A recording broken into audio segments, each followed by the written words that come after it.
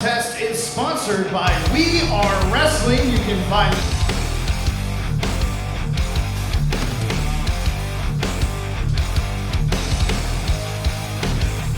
Make sure to subscribe, baby. What is up? We are Wrestling Maniacs out there worldwide. I'm the host, the best one, Donnie here, with a whole different set behind me here. And we got not only Danny, but we also got a special guest here on the episode this week. You guys want to introduce yourselves? What's going on, man? My name is Danny. That's Ben. We are Two Sticks of Pure Rage, man. Yeah, We Are Wrestling featuring Two Sticks of Pure Rage. It's about to be a good show. Let's get it.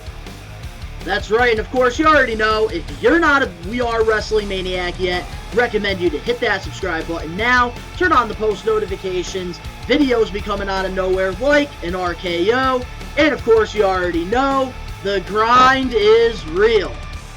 And today we're going to start this off with regular topics because not a lot of little things happened this week on the quick takes, so there are some big juicy topics this week. But before we get into our topics, since we have Ben here on the We Are Wrestling Talk Show, I need to know, what is your obsession with Charlotte Flair? Oh, this shit. Yeah, I couldn't wait. I couldn't wait any longer. This guy was like, all right, we hit the record button. We got him in the driver's seat. What the fuck is your problem? All right, so before you exit out of here, I got to get your opinion on it. Okay, so before we move on to like the real topic, since you so gotta fucking know, and I heard you took a piece of our podcast and put it in a video to clown me. So my stance on Charlotte Flair. Me? I would never do that. Yeah, all right. Yeah, bet, right? So my stance on Charlotte Flair, I believe deep down in my heart, she is one of the best, period, to do it. That being said, she backs that shit up in the ring, dude. She really does. Okay, real quick. So with the four horsewomen, I want you to rank them 1 to 4. 1 to 4. So that's Bayley, Sasha, Becky, and Charlotte, right? Yes. Okay. Are we going by like in-ring ability? Are we going by mic skills? What are we going by? Oh, just in general, overall. Oh, and overall. Oh yeah. Okay, so you want my general opinion on how I rank the four horsewomen? Okay. Yeah. So, all right. So number 4. You might call me fucking nuts for this, but I'm gonna go with Sasha. No, you can't say Sasha Banks. You can't say that. Actually, no. I take that back. I was about to say. No, I take that back. I'm gonna put Becky Lynch at number 4. There you go. I'm gonna put Becky Lynch at number 4. Because I will say though, out of all of them, she's number 1 on the mic for me. 100% number 1 on the mic for me. Not only is it because she's got the fucking mic skills on fucking lock, but I just love an Irish accent because they sound like they're always ready to fuck shit up. So like I automatically love that. But in terms of in-ring ability, charisma, and kind of just mostly in-ring ability, she's got to be at the bottom of the totem pole for me. Number 3 would have to go to Bayley. I love Bayley now. I love Bayley. Bayley over Charlotte. How can you be saying no? This is his list. This is my list. And suck a dick. When it comes to Becky Lynch, Lynch, she's Seth Rollins with a pair of tits. Okay. Yes, basically. So there you go. Basically, he got that shit on lock. All right, so I'm gonna put Bayley next.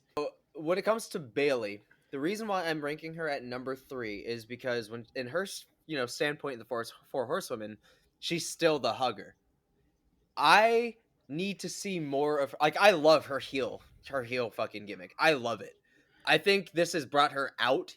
But I think she's like one of the best faces when it came to like the women's division. Like, only because but here's the thing, man. She's only one of the best faces because she appealed to a lot of children.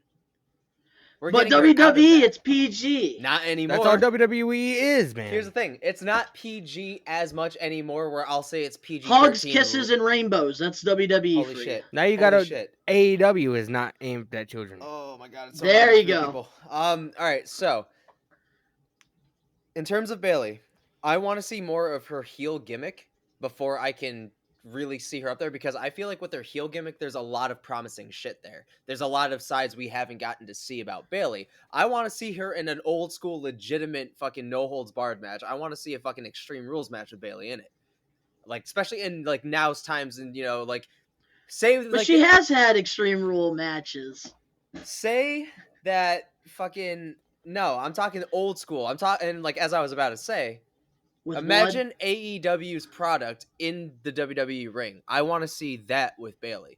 Like, I want to see her do that with one of the 4 horsewomen, particularly Charlotte Flair, because for me, Charlotte's on top of the totem pole in terms of accolades, in-ring ability, because she fights like a fucking dude. She's built like a fucking dude. She's fucking got the mic skills like to back it up. She's not only a Legends fucking... Her personality is so plain. She's got a fucking legend as a father to back it up. Not even on top of her accolades. This chick's got it all regardless, dude. I could see her in the men's Royal Rumble and dominating it, obviously getting eliminated, but at least a good, I'll put 15 minutes on the table for Charlotte Flair's men's Well, I am gonna say, At like, least if 15. China, Beth Phoenix, and even Charlotte Flair's Awesome built to Kong do it. could be in the Rumble, then I agree with you on Charlotte that. Flair is Charlotte. built to fucking be in the men's Rumble. She could fucking handle herself, even if she got She should knocked out wrestle in the fucking men's jaw by division. somebody. She could take, and I even said this to fucking Dan, like, I could see her in, like, the ring with somebody, like, to start. I'm not gonna go as far as say AJ Styles, because that's too fucking big right now, because that's another topic we're gonna talk about. But I could see her in the rings with, like, again, like, even fucking Andrade. Like, I could see her in the rings, like, I know they're together, but, like, somebody of that stature who is, like, more of a powerhouse but still has those luchador things, I think she could fucking, in a fair match, I think she would do really well. 100%. I'm going to back that up. Like, I stand firm on it. I'm not going to be shaken from my opinion.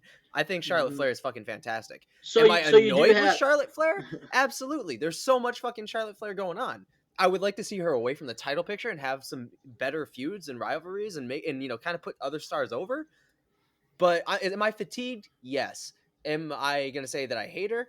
Hell fucking no. That is a fucking lie. She's the best thing the women's division in WWE has right now. She's currently. the only thing in the women's division. Until There's nobody Asuka there. Asuka is my favorite on the roster. Period. Asuka is my favorite. Rhea Ripley's next. I'm not saying Charlotte Flair is my favorite by any means. I'm just saying that she is importance. When it comes to the 4 horsewomen, for me, the number 1 has got to be Sasha Banks. I can't. She has the character, she has the personality, she has the in-ring abilities. I can't stand her mic skills. But think about it. But think about all the matches that she has put on. Her versus Bayley at NXT TakeOver, back to back, 5-star match. Her versus Bianca Belair at WrestleMania, main event in night 1, absolutely stole the show. I think Sasha Banks, when it comes to just overall, it's got to be Sasha Banks over the other 3. You want my honest opinion? Yes. I think Sasha Banks' fucking in-ring ability is mediocre at best. What? 100%. No. mediocre This is gonna at cause a fight, man. best. Mediocre This is at why- best. This is why Donnie didn't want us over today. Yeah, mediocre at best. I 100% stand firm on that. I think her mic skills are fucking garbage. I think her look is the best thing she got about her. The only reason that she's sitting It's so all high, fake. The only reason that she's sitting so high on a fucking pedestal is because Snoop Dogg's her cousin, who's in the Hall of Fame. So, mic drop. Oh shit! Whoops. Okay. Right on the okay. dramatic intro. Mic drop. Here's one thing I will say though. I respect you standing by like what you did say on the podcast and on the We Are Wrestling Talk show. A lot of I'm people, not you here know, to be you have the someone's guts to. I respect that. I'm not here to I be someone's respect favorite. that. I'm here to let you know what my opinion is. You asked, I'm giving. And I respect that. Yeah, dude. A lot of people would disagree with me, and again, that's okay. You know, I don't think Sasha Banks is worth as much as Sasha Banks is worth. I think, you know, she could go back to NXT and learn a few things. She could go back to the Performance Center and learn some shit. 100. If you want my honest to God opinion, I think out of all of them, including Becky Lynch, she got to go the most. Her fucking hits look like garbage.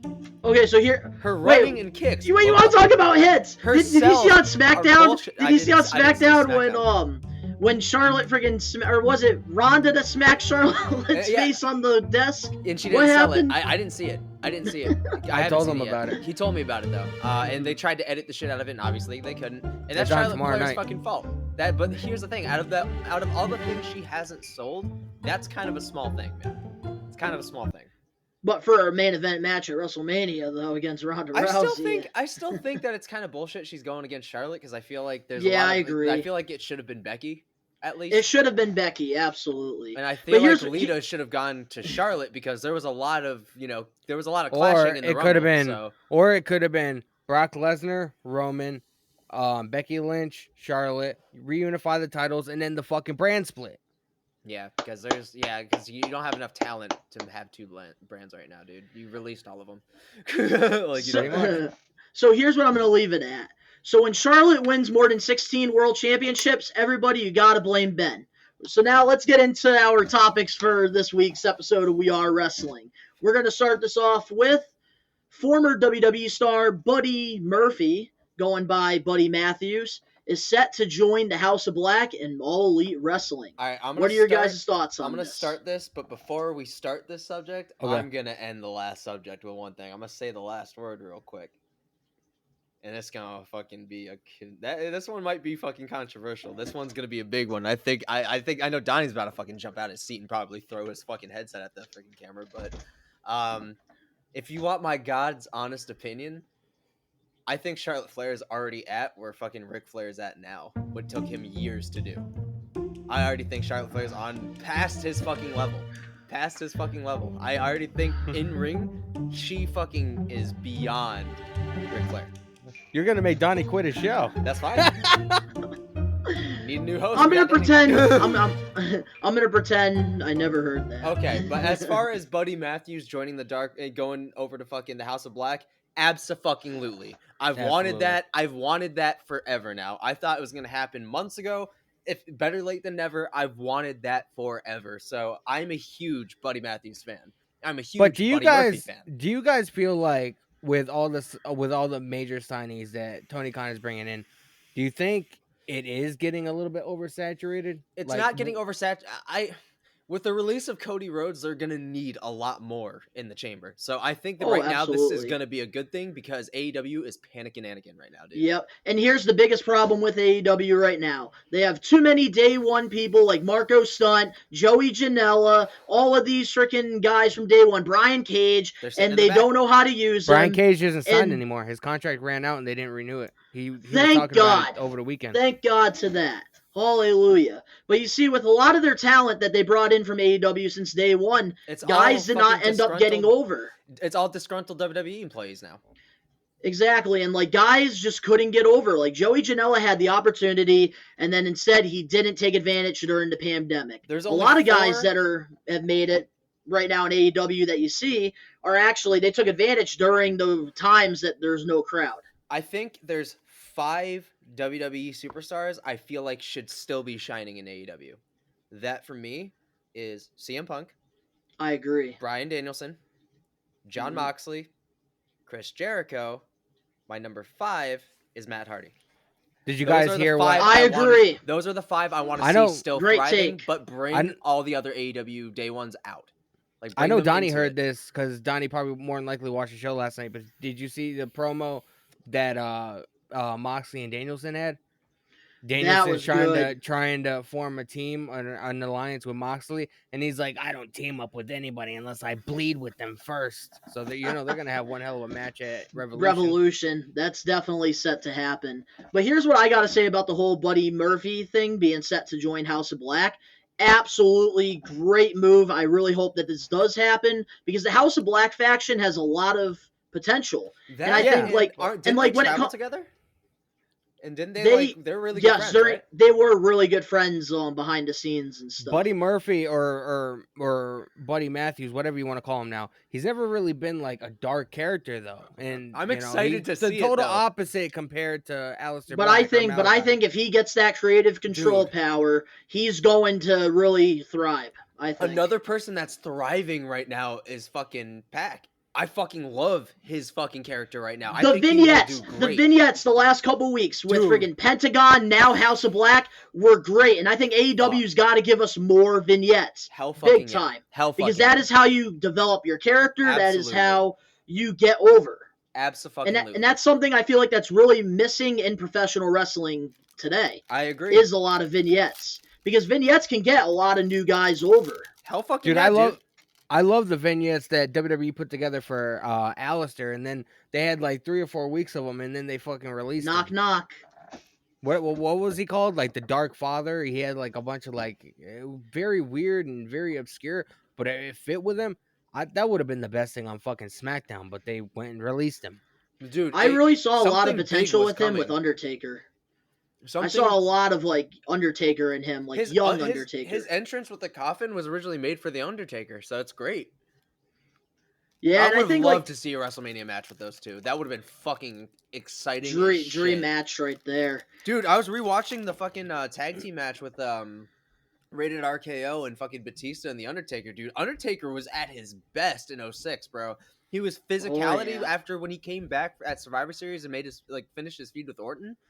He fucking looked at his best, dude, that he ever did. Man, that Armageddon Hell in the Cell match with those two in 2005. Absolutely, dude. It was incredible. Wow. Those were the days, bro. Attitude Era and the fucking Ruthless Ruthless Aggression era was fucking incredible.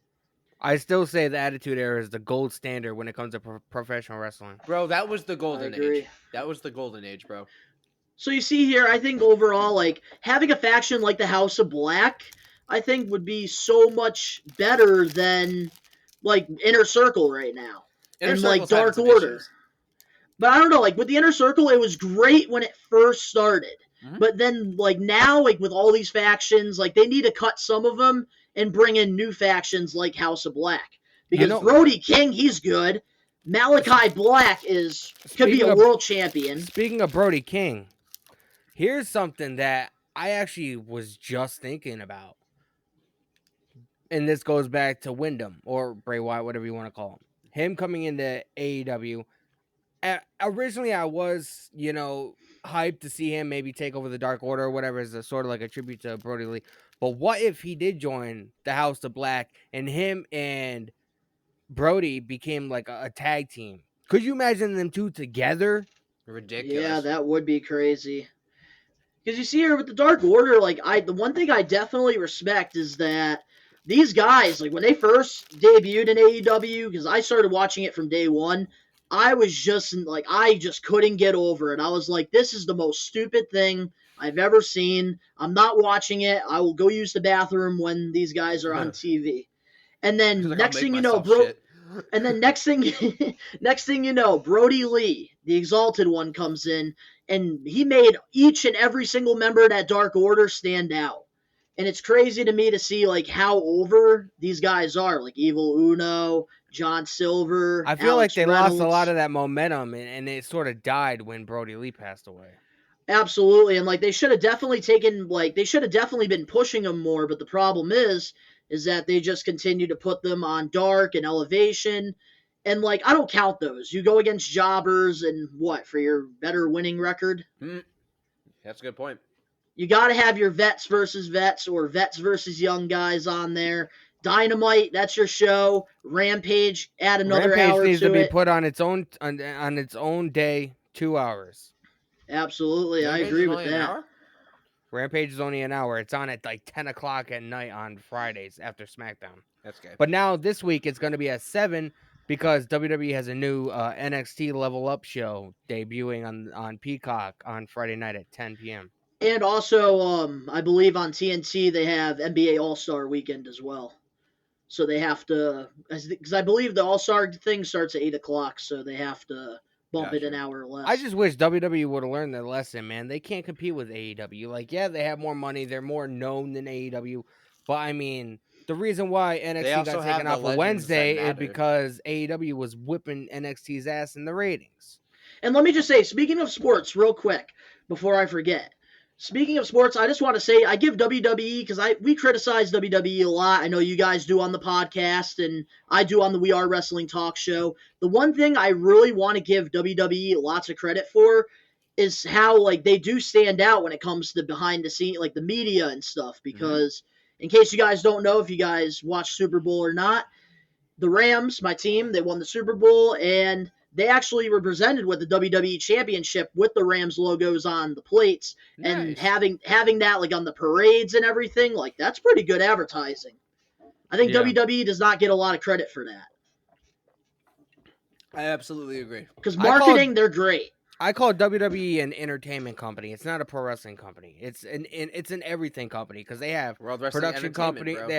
They have production companies. They have all kinds of stuff involved in entertainment. So yeah, definitely. Like if you have Johnny Knoxville entering the Royal Rumble and Bad Bunny wrestling at WrestleMania, yeah, I think that's definitely Knoxville's. They're planning to have Knoxville fucking have an Intercontinental title shot with fucking no. Sami Zayn. Please, no. Yeah. I would actually do be not excited make that happen. I would be excited if he fucking put the work in for it. I would be excited because Bad Bunny was incredible. Yes, I give that credit. Absolutely. Bad Bunny definitely was really good in the ring. He put in the work. He stated that if he wasn't going to be fucking a musician, he would have trained to be a wrestler. And he could easily switch over if he really wanted to because I was beyond impressed at WrestleMania. Yeah, but look who he was training with, man. Damian Priest. One of the best. That is a future world champion. Yes, he is. I agree. If he gets pushed, he will. I not this year, but even next year, he will, dude. That dude is built like a fucking champion, and he's got. I will say this. That is one person that definitely came from like ROH to WWE and did way better in WWE than he did in ROH as Punishment Martinez. Especially since way better now. He also got chiseled too. Like he got like big because he lost a lot of fucking weight and he put on the muscle, dude. That dude is built like a world champion now, man. I'm telling you. And he can cut promos. He has the look, the entrance, everything. He is also one of the fresh talents from NXT that had a successful main roster debut and run. And yeah, but you have to. They're gonna kill. You have to look at the guys that WWE pushes. Damian Priest doesn't really fit in that category. He does. Bro, he is 6'5", and he is fucking ridiculous. Hey, according to Vince McMahon, he is a big muscular man, and he loves it.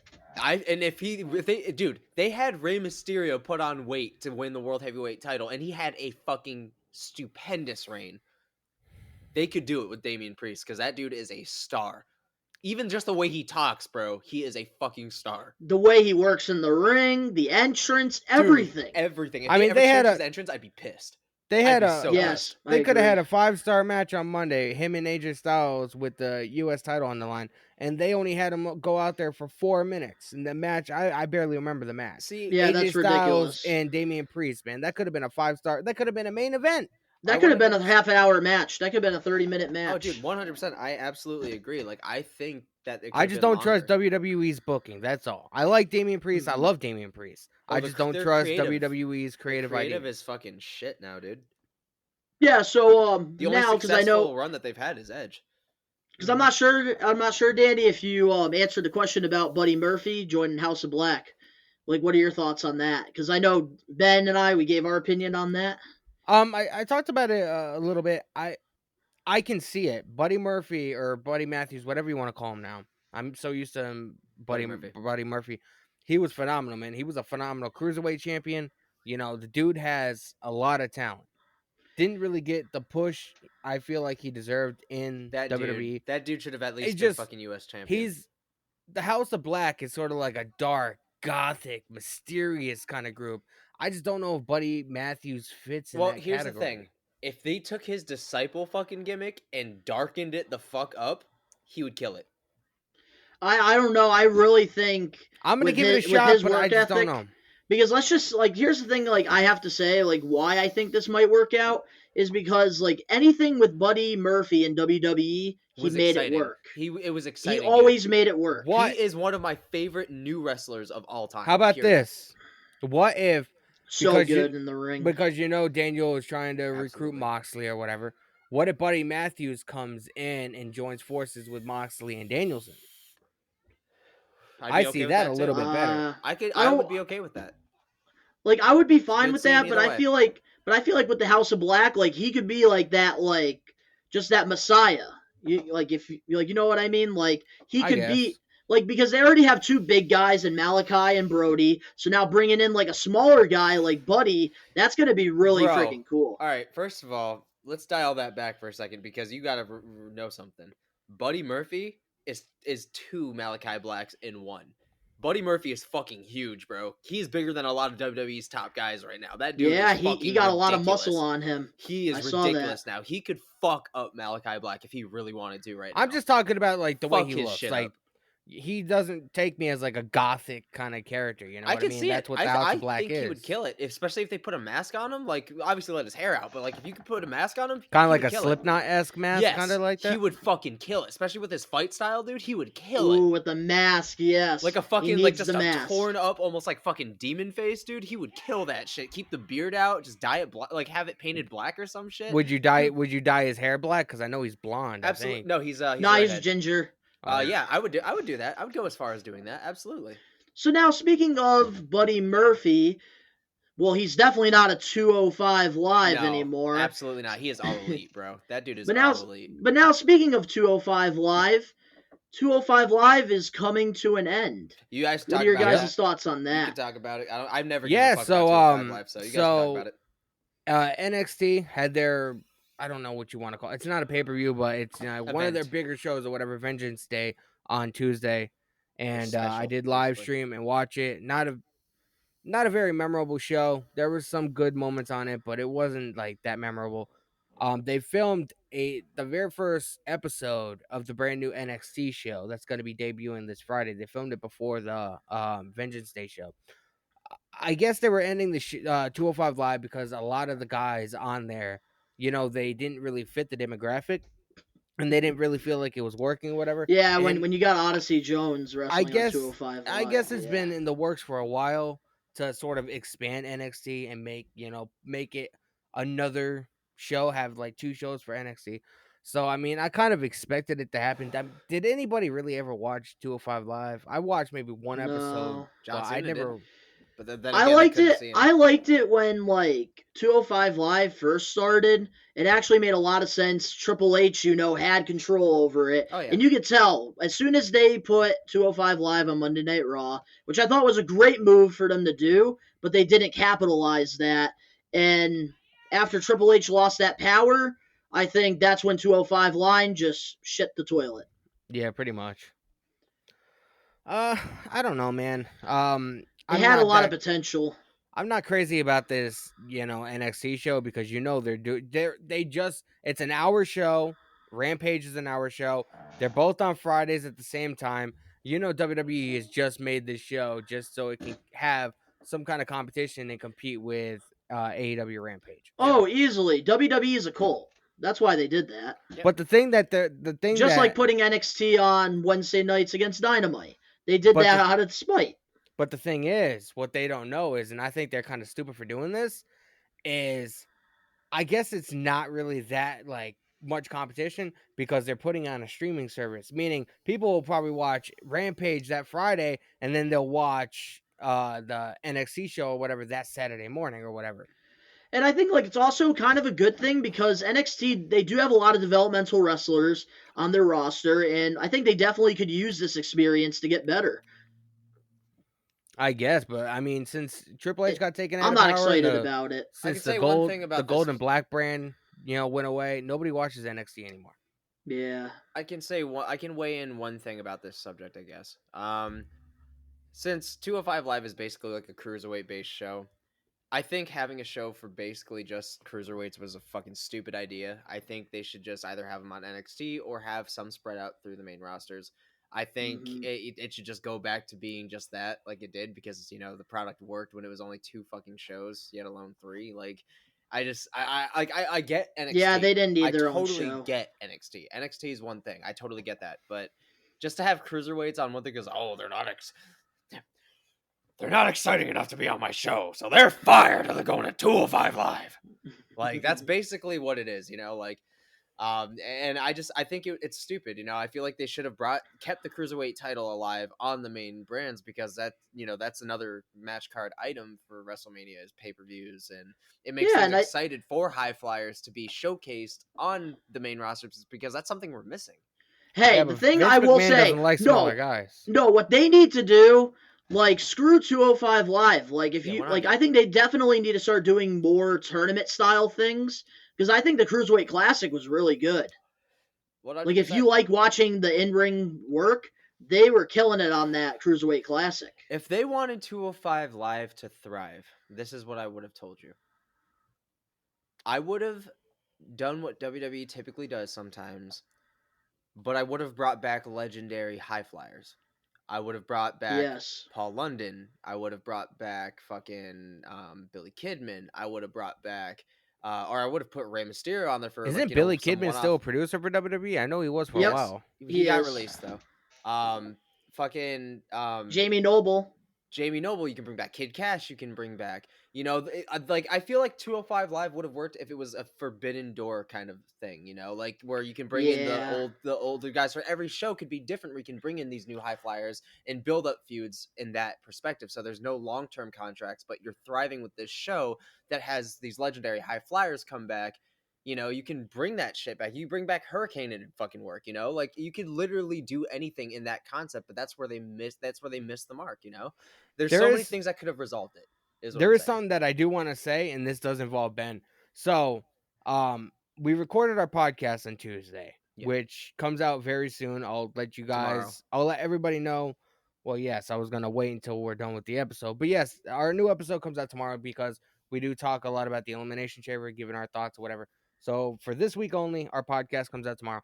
But Ben had a great idea about, because we were sort of like in the episode, we were sort of fantasy booking. I feel about like I WrestleMania. should be the one to explain this. Ben, go for it. So I gave Dan on the record a very big, like this should happen. Like this is something I don't know if anybody has spoken upon this, but I was like, bro, what if WrestleMania, because WrestleMania, everybody knows what the fuck WrestleMania is. You cannot be a wrestling fan too and know what WrestleMania is. So I thought if WrestleMania wanted to fucking make a lot of money, have a really big draw, WrestleMania wouldn't be a WWE event. It would be a Forbidden Door event, 1 day, 2 nights, 1 time a year, where all promotions are involved in fucking WrestleMania, the big ones. AEW. That would be huge. But here's the thing. When it comes to feuding for WrestleMania, start the Forbidden Door event at the Royal Rumble. Have guys from New Japan, AEW come in. With all the surprises. Impact, all the surprises. They all Twists get to mesh. turns. They start their rivalries. So the big guys that you see coming in can start their rivalries with everybody in these various fucking promotions. And then in vice versa, those guys can show up on each promotion, starting the feud, going into WrestleMania. Give it a fucking 8 matches a night. Make it a huge fucking event. Huge fucking event. A Forbidden Door event every year. I feel like WrestleMania is wrestling. It's not WWE WrestleMania. It is WrestleMania. This is wrestling. This is a big event. It should be a Forbidden Door event firm. I think like the closest, I think the company that WWE is probably going to do the Forbidden Door thing with, out of all of them, is definitely going to be Impact. I definitely see that.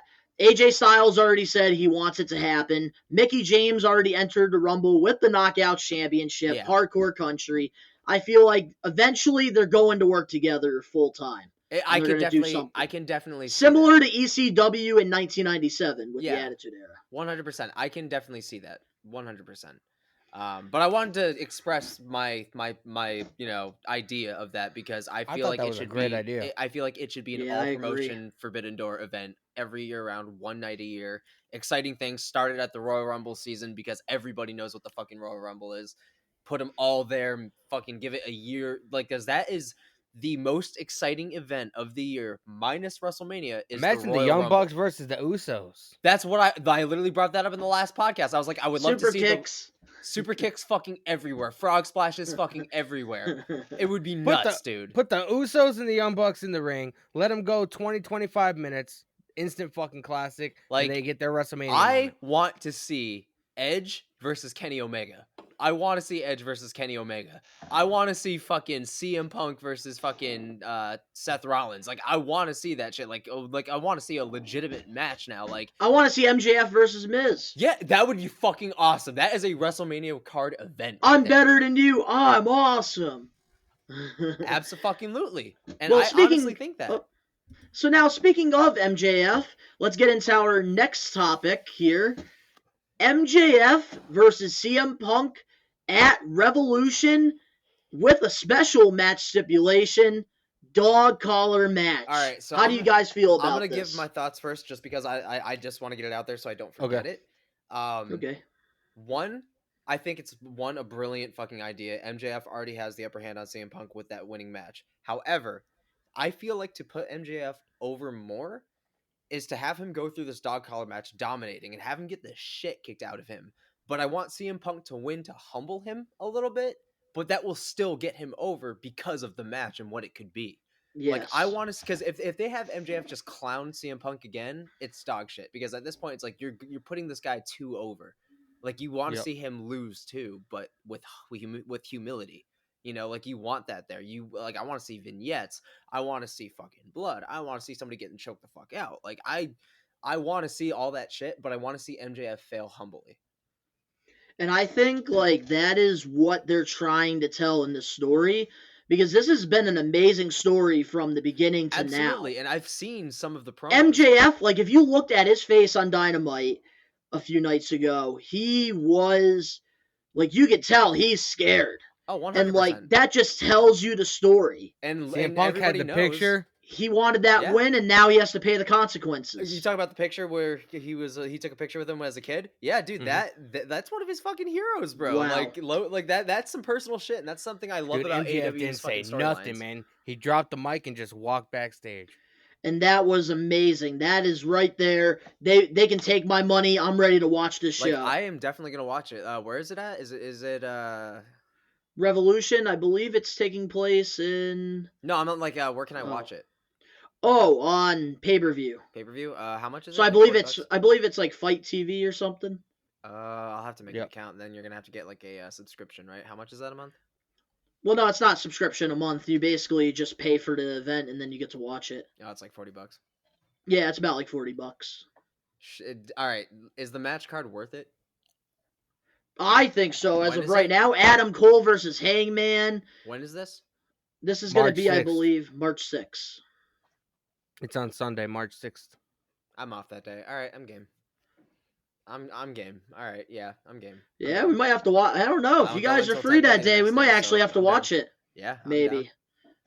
Yeah, that would be fun doing a watch-along or something. Yeah, I'm down with it. I'll fucking watch that shit, dude.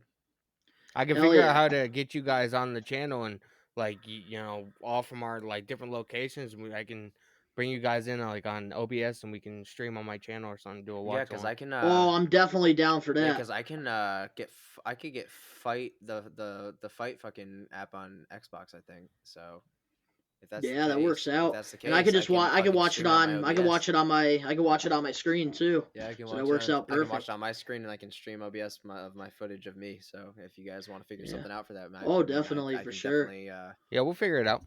Yeah, so now speaking of, now in my opinion about the CM Punk and MJF Revolution dog collar match, at first when they mentioned the steel cage, I was like, oh, come on. This is how they're going to end the story. But then when Punk brought the dog collar like out of the gift, that was so good. And like this is the perfect way to end the feud. With the dog collar matches have been absolutely incredible. But here's the thing, like with Punk winning, like he deserves to win this match because now it's a stipulation. I don't think there's no way MJF does not get buried in this situation because it's a dog collar match. Absolutely. CM Punk is more edgier than him. So now, obviously we all know that's going to happen. Correct me if I'm wrong, because I'm a huge fan of AEW, but I didn't start watching regularly until like September when I started doing like my watch-alongs and stuff like that. This is going to be the second dog collar match since Brody Lee and Cody, right? Yes.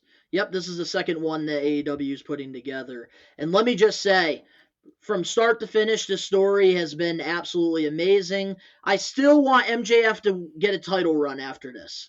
Because MJF is too freaking good to not have a championship around his waist. I do have one thing to say about Revolution, the show, outside of this.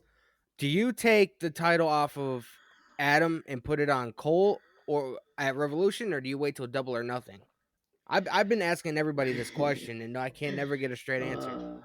Yeah, so this is the tough question here because for me, there's two scenarios.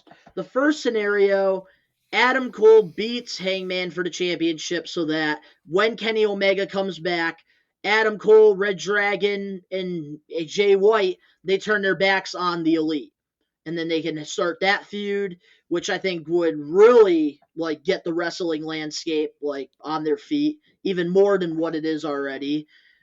Or the second scenario, Hangman beats Adam Cole so that MJF goes to Double or Nothing against Hangman, and then we finally get an MJF world title run.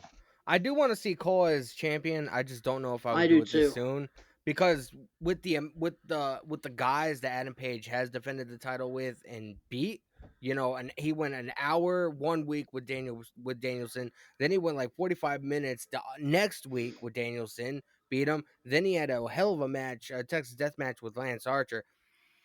You got to make him look powerful. You know what I mean? He's the champion. I don't know if I would take the title off of him this Adam soon. Cole, I think, is going to cheat. That's how he's going to win the match. I mean, could be a possibility. That's the only way it would be able to make sense. Unless they change like the stipulation to like a no DQ match or something like that, then he won't be able to. Yeah, which I don't know. With this, I don't know. Like, it's very hard because Hangman, I love Hangman Adam Page, but this might be a really unpopular opinion here, but I think that his world title run, it's been very bland. It's been, I don't know. His matches, don't get me wrong, 5 stars, easily. He reminds me of great matches. He reminds me of Diamond Dallas Page from the WCW days. Yeah, which I don't know, like with the world title, like now that he had the underdog story, he beat Kenny Omega, like I don't know, it's like what is really next for Adam Page besides putting on his 5-star classics? Going to Ben, WWE. what do you think? It's very bland, I feel like, his title run right now. Ben, what do you think? The matches are great. I feel like Adam Page would do really well in WWE. Oh, absolutely. If you're being completely honest, I think he would do very well. I feel like there's a lot of guys there that his chemistry would be absolutely fantastic with there. I think the buckshot lariat would be sold that real and well. off topic because of what I know from Hangman Adam Page. He was actually one of the first wrestlers I actually saw wrestle on the first thing I ever saw AEW anything. I noticed that he's very much so WWE material. He belongs in front of a widescreen camera. I think he belongs in some pretty big matches. I think he's got it for WWE more so than AEW. I think he belongs there. If you know what I'm saying, if you know, you know. I think he's just built more for WWE's product. I feel like when his contract expires, he will be one guy that ship goes to the WWE. And I hope he does, because I feel like he could thrive Me there. too. I could see an Intercontinental title around his waist, and I can also see a WWE title around his waist eventually. And I think WWE, not because Universal, obviously but WWE. Because obviously we know AEW, they have more creative freedom, even though Tony Khan's still the booker. I think with Adam Hangman Page having a creative writer behind him, I think would take him to that next level. Absolutely, and I think WWE would do. I think he's one of those superstars that WWE's creative would benefit from rather than deter their situation. But here's the thing. Like I was saying, I'm just ready for MJF to have a world title run. I feel like just every time he's on AEW, he is the show. He is the only thing. I love watching AEW. The matches are great. The characters are great. But MJF, he just has my full attention when he's on that screen. Like last week Absolutely. when he came out in that throne. That's superstar. I think he's a goat. He's a goat when it comes to wrestling. Years from now, people are going to be looking back at this era of wrestling with MJF, and they're going to say, "Wow, he was really good." And we really underappreciated that. That's what I'm saying, dude. You guys are talking very highly of MJF. I've seen some MJF stuff in which I've been impressed with, and the fact that he is so young is something that I'm definitely going to have to, keep a keen eye on now. He's got his MJF figure. Good shit. That's man. right. That's Good right. shit, He keeps kayfabe alive, man, and a lot of people said that kayfabe died in the 90s and early 2000s, but that's how you know that's how you know he's so gifted when he can go on a Jericho cruise, stay in character for that entire cruise. Him even booking cameos for $600. Hey Matt, heard you're turning 34, you old piece of shit. And I heard you got a dog named Brady. Nobody gives a shit. And I also heard you're a big fan of Dragon Ball Z. Wardlow, don't you like Dragon Ball Z? I hate Dragon Ball Z. Shocker. That's because he's not a weeboo piece of shit. Kame, go fuck yourself. I'm glad I got a free freaking YouTube thing from him when I met him. definitely, man. Good shit, man. That's absolutely over. If you meet him, do not make fun of his scarf because he thinks his scarf is beautiful. By the way. Yeah, and my girlfriend, she talks about his bad spray tan too all the time, and Punk actually called him out on it, which was hilarious. His shit spray. She'll always be like, "I hate his fucking spray tan." I love how much CM Punk absolutely detests WWE, but he still had to praise the Miz during that promo. He was still like, great. yo, he's like, yo, WWE's nothing but a full of bitches, but fucking, I love you, Miz. So now moving on to our next topic, which I believe I talked about this on the last couple episodes with you, Danny, a little bit, talking about how we need a new wrestling promotion. Well, EC3 and Braun Strowman I think this could announced be a new big hitter. televised wrestling promotion. It will be called Control Your Narrative, and they're actually going to be doing a couple live shows coming this March. I'm not looking forward to it. We have Impact, we have Ring of Honor, we have WWE, we have AEW, we have New Japan. Half of these promotions don't even have legitimate Blitzkrieg TV Pro, deals. Northeast Wrestling. So I'm gonna. The one thing I GCW. will say about this is one of two things. One, there's a chance that it could be a hit and it could fucking thrive. Or two, it could be a solid bomb because with too much creative control, it could fuck a lot of things up. It could clash horribly. The real fights would break out. So I don't know how I feel about that policy. However, I'm willing to give it a shot with the first televised episode. Yeah, I'm definitely going to give it a shot. I feel like so far EC3 has really done well since leaving WWE. Who I'm really excited about to be on the Control Your Narrative show is Killer Cross. I feel like that dude got cheap changed for Killer Cross needs to be in AEW, man. They're too stacked, so I feel like him starting off somewhere else would be great, and I think to be That's part the of issue. launching a new place but the with thing Matt is, Sydal and everything would be great. If they can get a millionaire or billionaire to friggin' back this up, finally we get a friggin' promotion that other people can actually go to. That's what wrestling needs right now. Yeah, but before that, I mean, I would give Impact Wrestling a legitimate TV deal instead of just Access TV, which nobody has. If Eric Ring of Bischoff Honor took deserves over a fucking TV Impact, deal. I would be happy. Yeah, like when it comes to Impact Wrestling, like the problem is that TV deal. And it's crazy to me because like their production work is still pretty good. They have a good roster. Like they have good looking championships, but some of the storylines that they do, like the fucking Wrestle House, like I said, what the fuck is that? If fucking Eric Bischoff took over fucking Impact, I would start watching again. 100%. He was in charge of Impact Wrestling for a while back in the and day. it was decent when he was in charge.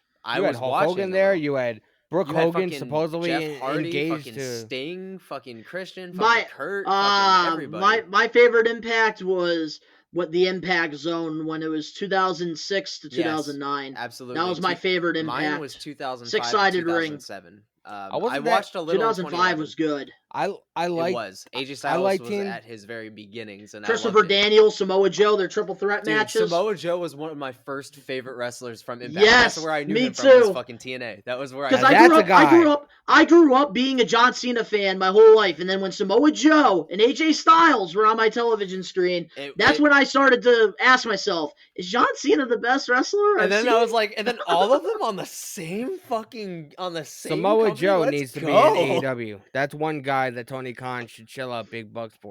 The only thing is with Samoa Joe that is a fucking shitty thing is he is injury prone, dude. Like that's the I would one like to thing see that he's sucks. Keith Lee. Hey, but he Yes, but in but he would get here's injured right in the middle of the match. Yeah, but here's the problem with Samoa Joe with the injury thing. Flick him You in see, the balls, and WWE he's got cancer. But the problem is, like, with WWE is, Samoa Joe, you have to realize, WWE live events, they wrestle literally 300 days out of the year. So Samoa Joe, wrestling all that time, he's obviously going to be getting injured because of his age and the condition that he's in. But when it comes to, like, outside of WWE, he's going to be working less dates, and I feel like he's going to definitely get his conditioning a lot better, and I feel like he's going to stay healthy. Absolutely. Yeah, so how do you feel about a new promotion? Like, who would you want to see on Control Your Narrative? Like, 3 wrestlers. You want my 3? All right, I'll let Dan 3 go wrestlers. first because he's very more widespread than me. I don't even know, man. I'm not thrilled about this. I don't think they have the reputation nor the backing financially for this. I think it's gonna bomb and fucking bankrupt them very, very quick. A wrestling promotion is not cheap, man. It's He not asked for fucking your cheap. three. He asked for your 3 wrestlers, bro. He didn't ask for your opinion on it. I He don't just wants your know three. because I really like I got everybody 10 that minutes, bro. So everybody that's a free agent. I want them to go to AEW. That's just like the number 2. I don't know who I would want to see in this new. Here's promotion. somebody I would like to see on Control Your Narrative. Bray Wyatt, Wyndham. No, absolutely not. AEW.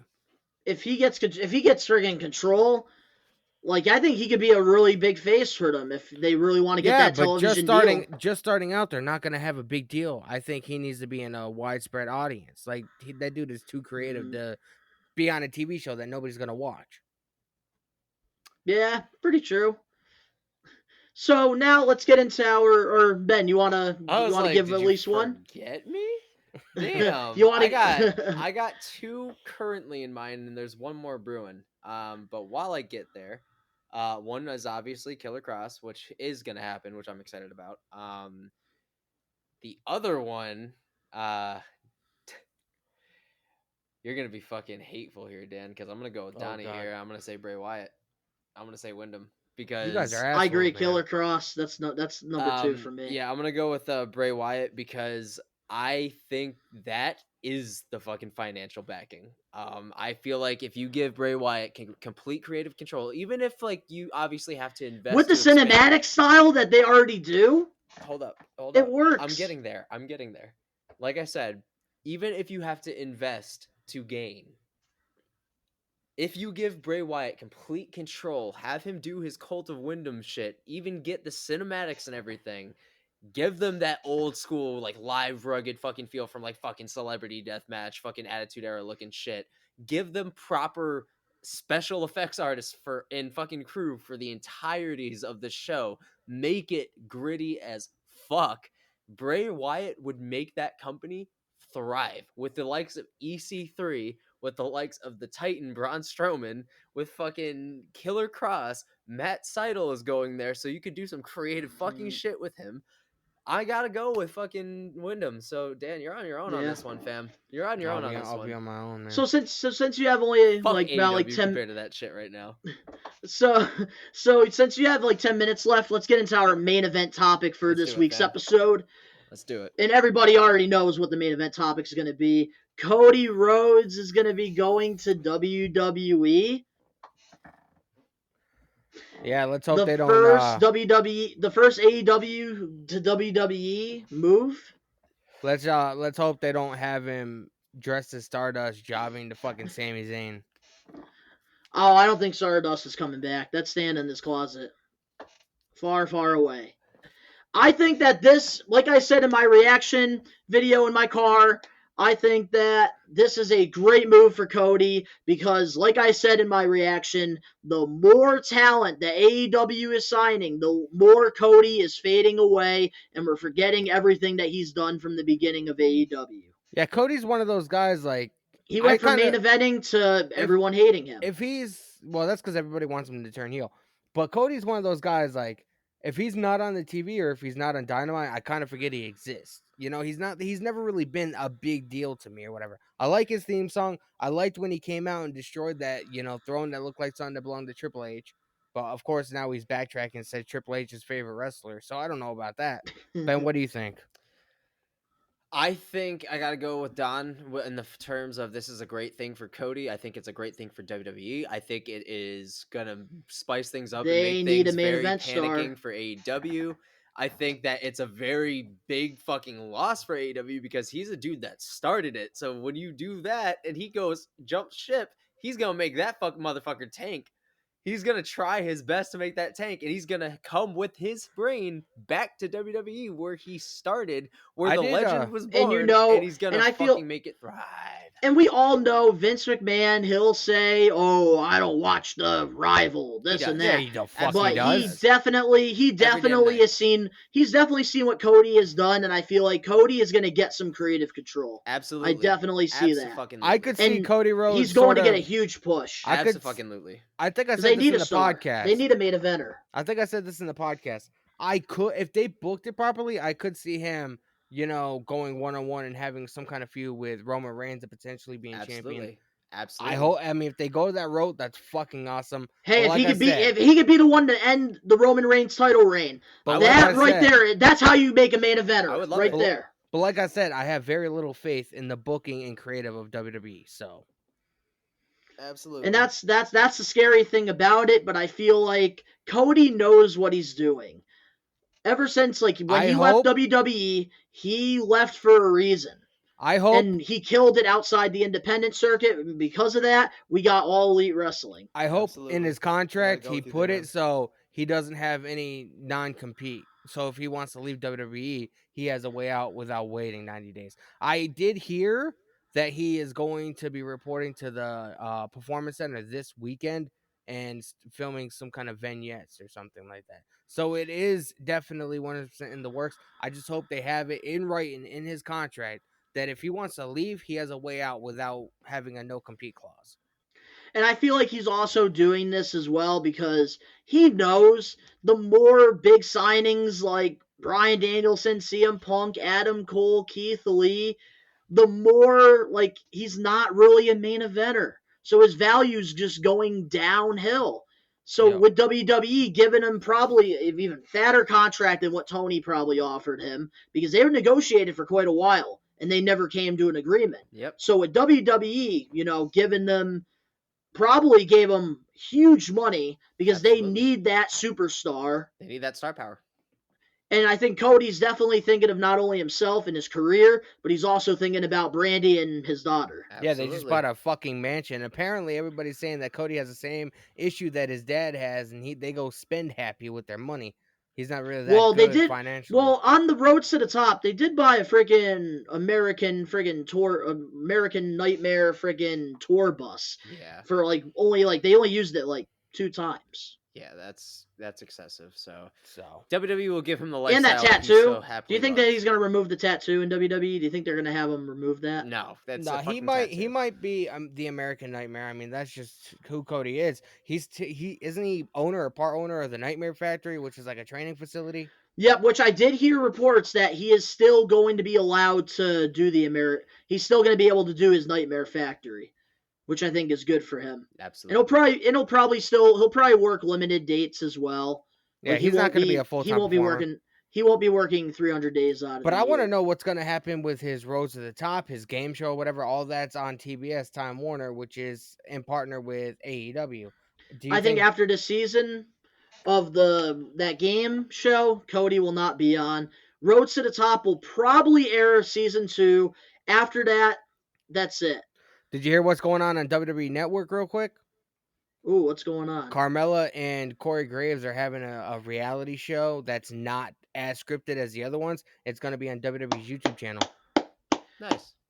Because you see here, WWE Network, oh my goodness. That's what I miss. When WWE Network first came out, they had such good shows, like the Monday Night Wars documentary. Even Legends House was pretty hilarious. That's what they need more of when it comes to the network is, actual, content. Absolutely. Yeah. But obviously you can't focus on that if your television show is ass. Yeah, absolutely. Yeah, man, but I call that a show. Absolutely. I call dude. that a fucking show, I think so. Yeah, that was absolutely fantastic. Yeah, and thank you guys for coming on this week's episode. Absolutely, man. We Are Wrestling. So guys, if you enjoyed this episode of We Are Wrestling Talk Show, make sure to smash that like button now. Of course, if you're not a We Are Wrestling Maniac yet already, the best way to support the channel is by hitting that subscribe button now, turning on the post notifications. The links are down in the description below. You can go follow We Are Wrestling over on Twitter and Instagram. The links are down below. And also, go check out Danny and Ben's podcast as well. Yep, we have a new episode dropping actually the same time as you guys see this. So once you guys watch this episode of We Are Wrestling. If you guys want more of me and Ben talking about this thing that we love called professional wrestling, head on over to the 26 from Pure Rage YouTube channel. Check it out, man. It's a good time. Fucking bonkers. And also, if you're into reaction videos as well, definitely go check out both of their channels. They do lots of different reaction videos over there. And also, if you're into basketball content, you can go check out my basketball channel, DBTV, nothing but basketball content. And of course, if you're just into just typical YouTube videos, vlogs, Funko, you know, videos with friends, you can go check out my other channel, Best One Network. With I do videos with my family and my friends over there. So all the links are just down in the description below. Best way you can support us three small content creators out there. But thank you once again for coming on the talk show. And of course, you already know, we are taking over. Peace.